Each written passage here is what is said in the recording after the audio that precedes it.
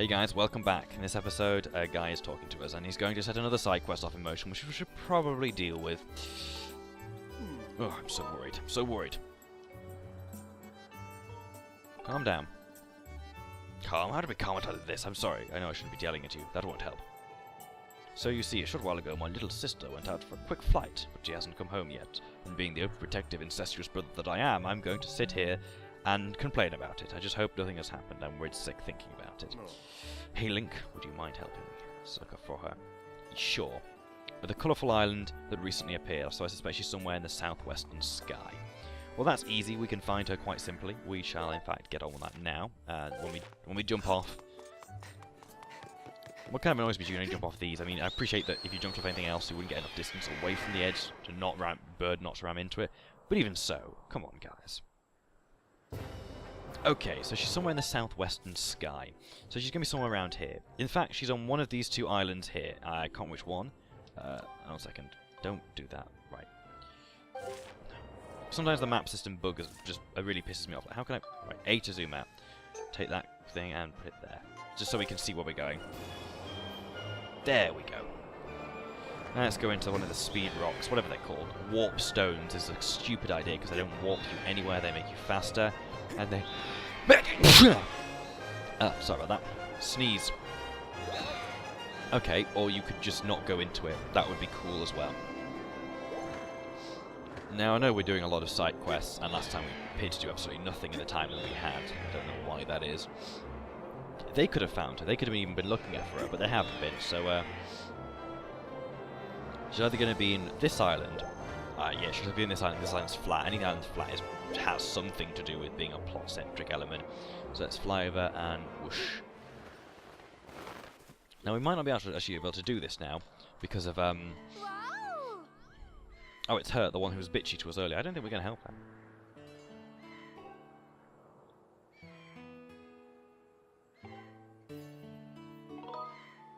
Who would sell bird medicine? Oh, okay. Well, that's even easier then. He's probably pacing around the skip. Yeah. Well, that's how we found where you were in the first place. Okay. Well, whatever. Let's go back. But at least with the sailing, I don't know. I found the sailing a much more interesting aspect than the flying.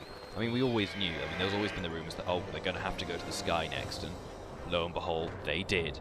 But I mean, honestly, the sailing just feels so much better. There's more to look out for. You know, there's more of an adventure, whereas this is just white watercolour and some rocks floating around. Whereas, you know, in the Great Sea, you generally come across things which would be interesting. Things which would keep your interest in it, and you'd find, you know, a new place, and you're like, I haven't been here, let's go get the map square. Whereas, it's just showing what my favourite Zelda is. In fact, I've liked every Zelda game since when. Where am I going to land? Oh, right, the plaza would be the best place to land.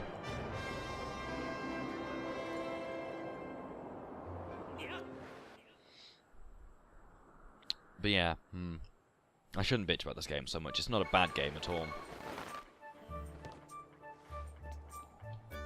Right, once this is done, we get another 5 gratitude crystals. I think we get one from her and him. Sometimes you get ones from both people involved in the gratitude quests.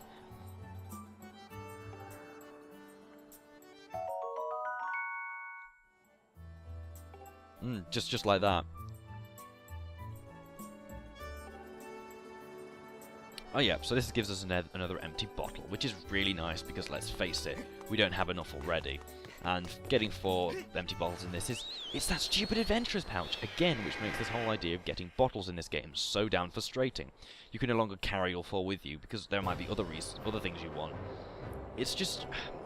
It's a step, like they've taken, you know, a few steps forward with some of the combat. Admittedly, that depends on whether you like motion controls or not. And they've taken a couple of steps backwards with the adventurer's pouch. Now, I don't know if, like, because I watched the Zero Punctuation, I don't know if he mentioned that when he did his review. I can't remember, but surely, like, it's pretty bad. But there we go. Let's just give these to her. Now, if it was Ocarina of Time, of course, we'd have to just talk to her, and then, you know, we'd have to open the menu up and I'll target her and give them to her. And if it was the old game, if it was Majora's Mask, we'd actually have to give them to them at a certain point in the speaking. which is interesting why they changed it like that. But it always got me confused. I'd always either use the fucking item myself before I could give it to them, or whatever.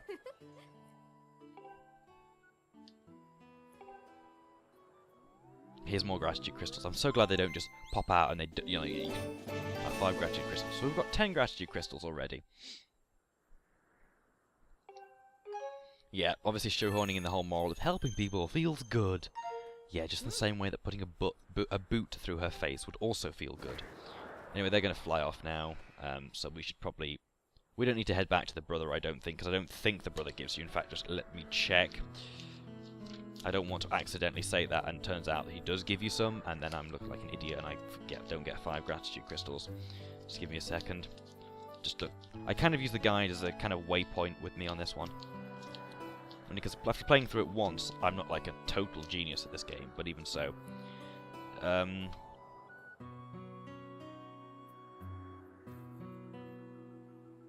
Yep, I thought as much. We're going to head back to Skyloft again.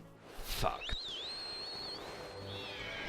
So 6 minutes in and all we've done is flown around. Like, how interesting is this? I would spend time speeding everything up if I could. Well, that's one thing I was thinking about doing, because the whole idea of doing commentary while, like, recording is getting a little more unrealistic, and I could do, like, small segments. I thought it'd probably be a good idea to just record the actual, thing it was, then post-commentate. And post-commentate, I could speed everything up.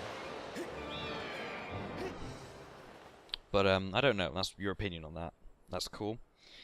And also, it's a bit difficult to do parts now, as well. It's not like I upload every day anyway, because I can't really do that. Okay, he's down there, he'll give us 5 here. Then we can head to the final place. But after this, we've already got 15, which is near enough out of the 60, I think. In fact, let me just check. That was at the back of the book beforehand. Yay, we got 5 more gratitude crystals. Our penis has grown by about an inch. Should really stop saying that, since this is a child's game. I do apologise. The last two episodes have been quite bad. I shall refrain my language. Okay, so there is, I'm going to stand here for a few seconds. 1, 2, 3, 4, 5, 6, 7, 8, 9, 10, 11, 12. That is 60. And then there must be a few others scattered around that I haven't yet thought of. But never mind. Now that's done, the Iron Shield will need it where we're going, because there's fire. But for now, let's just jump off here and get going. Finally.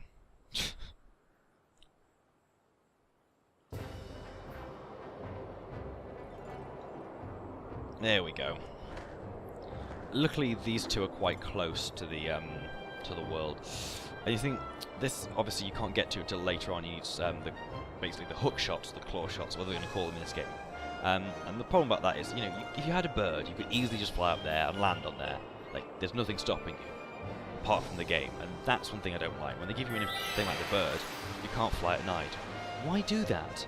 Like, it just makes the whole nighttime feel even more pointless. But never mind. Okay, this is Eldin Volcano. And we're going to meet a new race of people in here, like the Quickies, which were the most annoying things ever. These are the ones which I somewhat like, and actually have a... No, they have more of a use in the actual game plot, but never mind. So finally, here we are in the worst place in the game. My least favourite area, and I just don't like it because of kind of the stuff you have to do here. The fact it's a mountain, there's a lot of climbing up and climbing down. Not to mention one of the things we'll do later on. This is one of the hardest areas to do it in. But we'll get into that later on. So here we're going to have Fee talk to us. This is 65% covered in lava. And it is, I think, she said at one point it's a rich, the ground must be a rich place, or something like that, implying the ground's probably full of nutrients. I don't see that many plants growing, just to be honest. Oh yeah, if in case you catch fire, not get burned in lava, there's other things you can do. I don't know. Actually, my voice does sound different than the last couple of seconds because my nose is blocked. And this is me post doing it because I hated the commentary on this episode. But anyway, I'm so much more comfortable doing it in my own room like I am now. Anyway, guys, that was completely bizarre.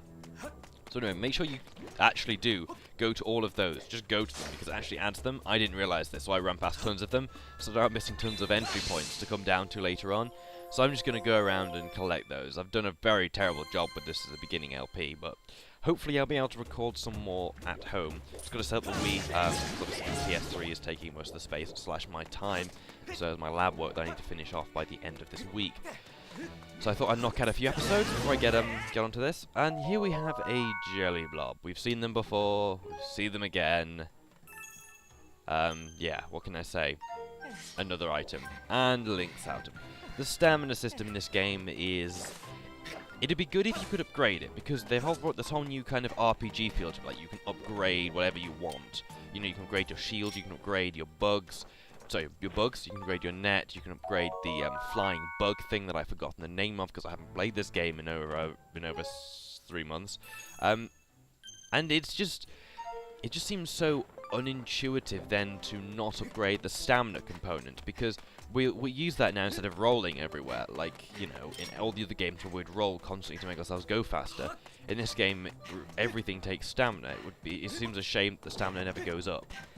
I guess in a way that could break some segments, because there is running through, later on you do have to run through sand, and the sand uses obviously a lot more stamina to run through, and so you only just make it through a couple of them.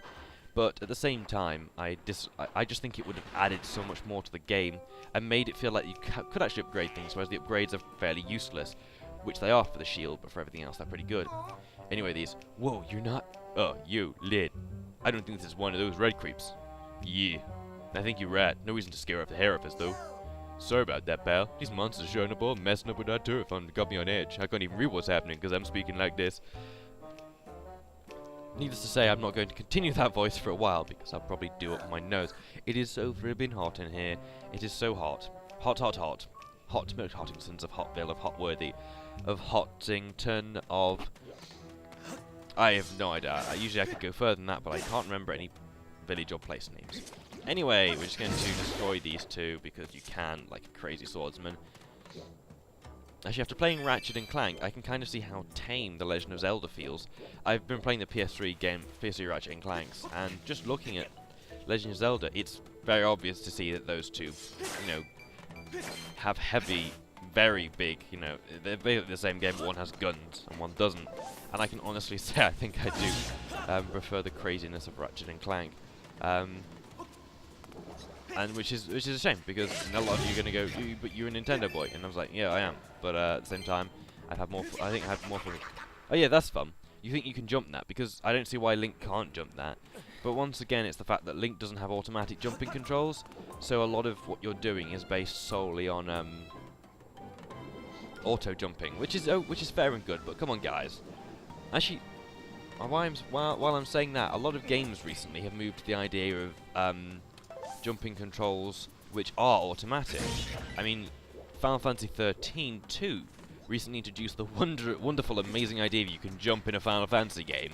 Sorry, in a main series Final Fantasy game, which I guess meant you could jump around like a freaking idiot. But apart from that, it doesn't really have anything to the actual plot. You could jump in the old games, you just had to do it, you know, where the game wanted you to. And I guess that's what I kind of prefer about, at the moment, Ratchet and Clank, is the fact that you can jump everywhere. It feels more adventurous because you are running around. And that reminded me of Rayman 3. The little things are on the wall, the green ones, which you can look at, and then you gain 250 points for.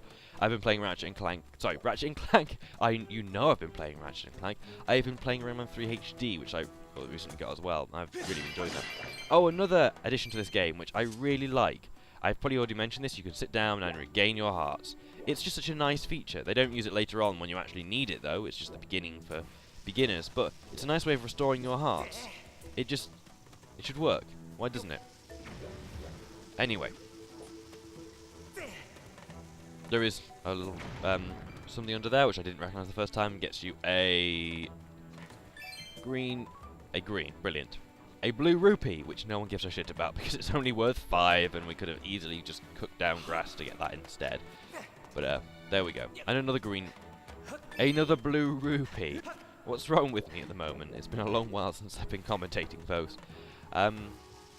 So yeah, I guess I'll just reiterate what I said in my previous vlog, for those of you still watching this atrocity of a part. As of recently, I have got a PlayStation 3. but also I plan to get back doing regular videos, and this is one of them. Also, you can expect something called Super Adventure Club Play Mario Party 5, which I'm already starting to edit up. What it is me and my flatmates, or a group of them, playing Mario Party 5, and hating the world and hating everyone in it, because it's Mario Party, and that's what you do. Obviously, it's not safe for work because of the amount of swearing in it and all that kind of jazz. But at the same time, this is how Mario Party works. And I'd advise you not to just go on there and comment and all that kind of jazz if you're just going to take the piss. This is obviously a bunch of people having their first time commentating, and they're pretty good job. It's not me being sarcastic. I mean, obviously it's easier to do in a group. Like, if ever you're going to start LPing, folks, the best way to do it is with other people, because on your own it's a weird concept talking to yourself. But with someone else, you can bounce ideas off, and you can run jokes, and it basically is just showing how you and a friend sort of banter, essentially, and that's something that could be really good and really really enjoyable to do, and hence why it's easier when you do it with multiple people that you know. If you just, for example, one thing which I think is a really bad idea is finding someone else who's doing LPs on YouTube, and you both having a Skype and recording a series of videos based on that Skype. And you've not talked before, you've just Skyped once. That's a disaster for trouble and awkwardness. I just simply say don't bother, get to know the person beforehand. Like, I didn't do a recording with Teal straight away. It took me a while to get to know him, and then suggest the idea of doing a multiplayer. And I can't remember who suggested that. It was one of us, obviously. And that went really well. We've done quite a few successful series. Obviously, Captain Noodles was different. I knew him in real life, and the same with a lot of people like that. I do have somewhere a video done by me, Nathan, Jack, and Izzy, but I don't know where those are.